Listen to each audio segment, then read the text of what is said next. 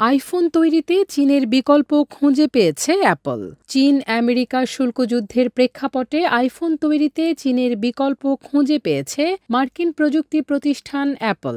২০২৬ সালের মধ্যে আমেরিকার বাজারে আইফোনের মোট চাহিদার সিংহভাগই উৎপাদিত হবে ভারতের কারখানাতে, যেটা এতদিন হতো চীনে। অতিরিক্ত শুল্ক এড়াতেই আইফোনের উৎপাদন চীন থেকে ভারতে স্থানান্তরের সিদ্ধান্ত নিয়েছে প্রতিষ্ঠানটি। ২৫ এপ্রিল বার্তা সংস্থা রয়টার্স এ তথ্য জানিয়েছে। চীনে তৈরি আইফোন দিয়ে আমেরিকার বাজারে আইফোনের চাহিদা মেটাতে হলে সেখানে আইফোনের দাম কয়েক গুণ বৃদ্ধি পেতে পারে। আর সে কারণেই চীন থেকে আইফোনের উৎপাদন পর্যায়ক্রমে অন্য দেশে স্থানান্তরের সিদ্ধান্ত নিয়েছে প্রতিষ্ঠানটি। ট্রাম্পের পাল্টা শুল্ক নীতিতে ভারতের উপরও অতিরিক্ত শুল্কের ২৬% কথা উল্লেখ রয়েছে, তবে চীনের তুলনায় সেটা অনেক কম। আর সে কারণেই চীনের পরিবর্তে ভারত থেকে আইফোন আমদানির পরিকল্পনা করছে অ্যাপল। পাল্টা শুল্কারোপের প্রেক্ষাপটে ইতিমধ্যেই ভারতের ফক্সকন ও টাটার কারখানাতে আইফোনের উৎপাদন বৃদ্ধি পেয়েছে। উল্লেখ্য, ভারতে বর্তমানে আইফোন তৈরি হয় ফক্সকন ও টাটার ৩টি কারখানাতে।